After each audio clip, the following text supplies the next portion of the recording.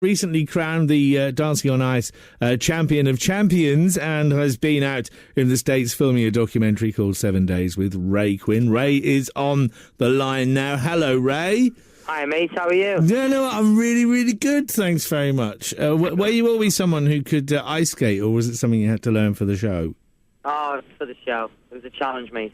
Oh, you make it sound so easy. I mean, I just wish I could roller skate or ice skate. Were you just a natural for it?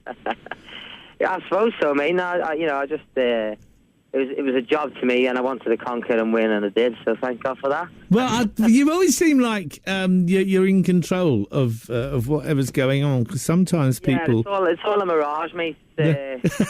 Faguzzi, Fagazi. No, seriously, a lot of people who come onto our television sets through certain shows always seem to be, I don't know, look as if they might be trodden on after a while, but you just seem to have just stayed in control of everything.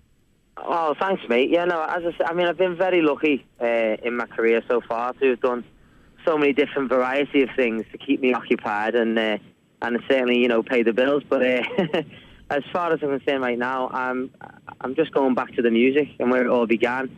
That's why I'm here to talk to you today, to be honest. There's never been a right time for me to, do my tracks and do my singing, because it's been a long time since I've done it. And, people have been confused as to what I am and what I do.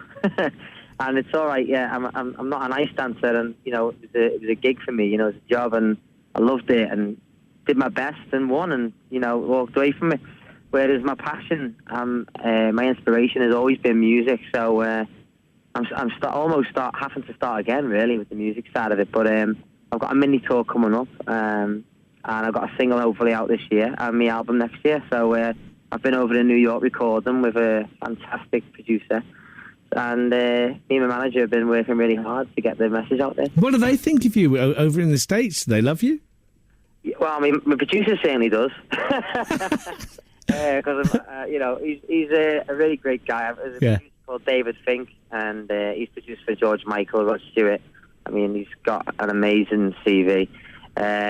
So we're creating a whole new sound for me and reinventing me as an artist, So I haven't had any buzz events over there, but they will be happening soon. I'm going back over there with me and my manager sort of August time, just to see what the feedback is from the States. But I'm starting here. Well, yeah, I mean, we'll talk about your gig at King's Lynn in just a moment or two. But how did you take to the States? Do you love the place? Oh yeah, I do. I do love it there. New York City, we went to record, and it's just the city of dreams. You're walking down the street, it's a true story. And these two blokes started walking towards us. In fact, there's three of them, all dressed up as like Iron Man and Spider-Man and Batman, like in these cheap costumes that they probably just like took off the shelf and put together themselves, right?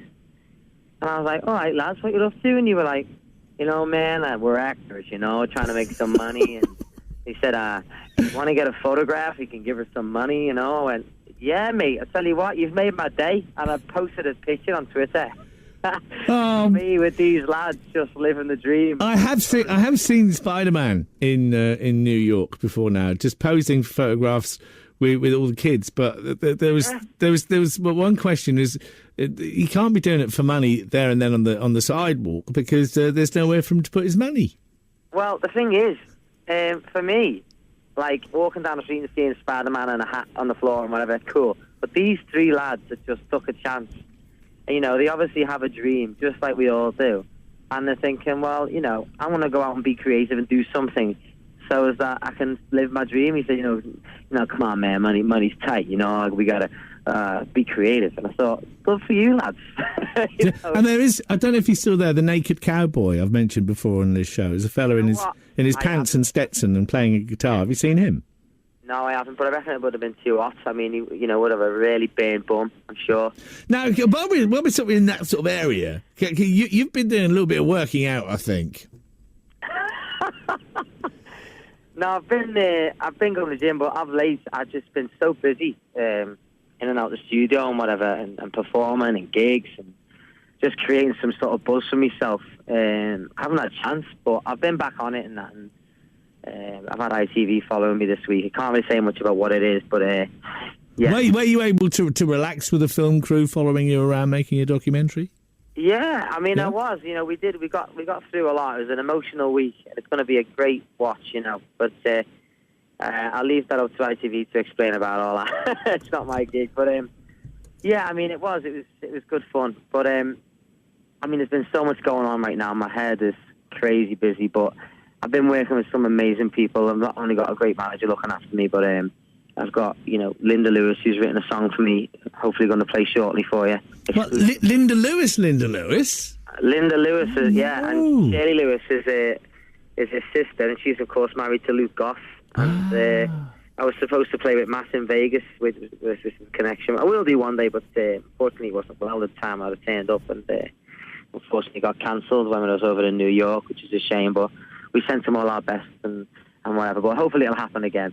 But yes, Linda Lewis is an amazing songwriter, and me and Steve were going through some songs, what we wanted on the album, and of course writing ourselves as well. But we just seen this track on YouTube, you know, and Steve went, "Do you know what, mate, we've got to sing it. It's never been recorded, never been released." So we asked Linda, and she was like, "Of course, yeah, no problem." Like, and we sort of put our little spin on it and my sort of sound on it, and it's turned out really, really nice, and we're really happy with it. The beauty of the song that she's written, it's called I Don't Do Don't, and it's pretty hard for the Scousers to say that, like, you know what I mean? My old fella can't get it yet. He's like, don't do don't. What's that one? Don't do don't. Calm down. Calm down, yeah. Did you really just say that to me? Now, I've got I Don't Do Don't lined up and ready to play. Am I right in thinking is this going to be the first radio play? It is, yeah. Yeah, it is, yeah. Woo woo! I'm very pleased. I'm very, very pleased. So in the autumn, you're out on your UK tour. Mm-hmm. The tour coming up. We're just going around on radio stations and playing the track and just getting people talking about it, really, because the tour, the show itself, I've got a little band. It's like a jazzy sort of really close and intimate feel. I'm going to be singing a load of tracks. There's not much chat, so you'll be fine in understanding me sing. So never mind talking. But yeah, it's going to be a really nice evening of great songs, lovely music, and a brand new sound that I think nobody's going to expect from me, you know. And what do you do after the show? Do you like to go and meet the audience? Do you need to be sponged down with icy water, or do you leave the building? What do you do straight after the show?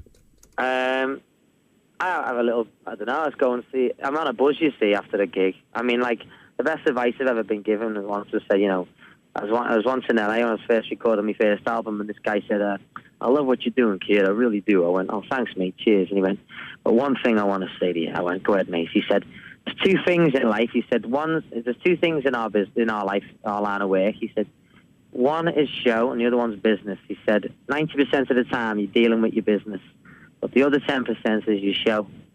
And you know, he said, and that 10% makes the 90% so much worthwhile, and it truly is. So when I do a gig, it's like a fix. I love it. And getting that natural reaction from the audience, an instant reaction, if you like, is like a little drug to me. And, you know, after a gig, I'm so buzzing. So I'm like on a high, and I go and have a little glass of bubbly or a pint of lager, whatever I feel like, and bloody manager and toast to a great gig. Hopefully, hopefully it goes down well.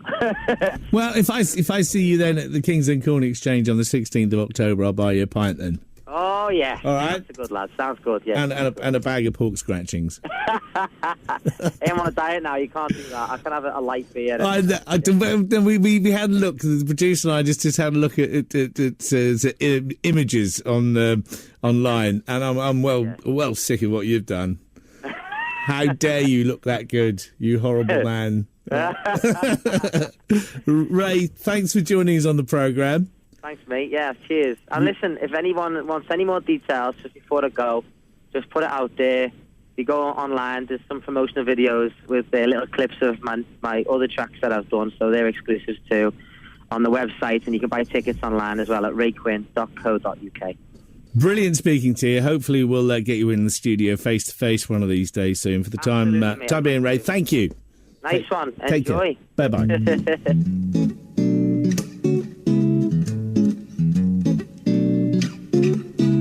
Some people don't do stairways.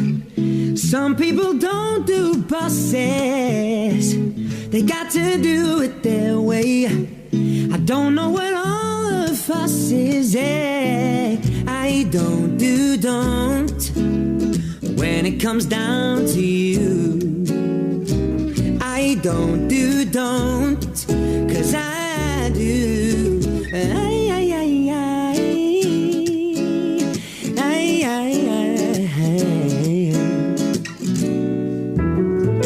Some people don't do dancing. Some people don't do drink. That don't stop me from fancying someone like you, I think. Yeah, I don't when it comes down to you, girl. I don't 'cause I do.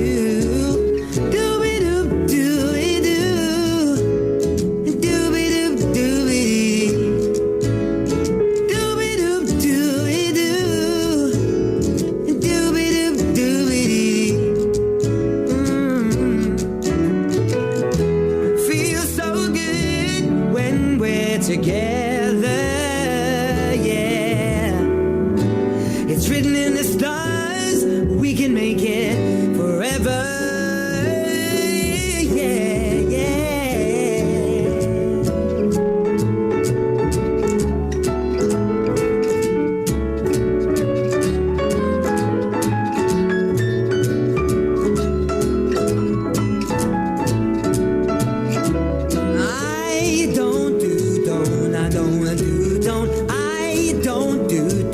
I don't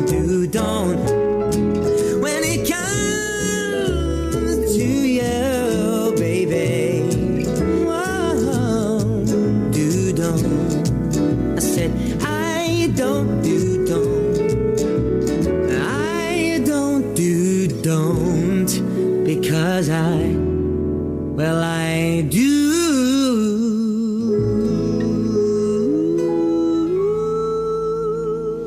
First radio play of I Don't from Ray Quinn. What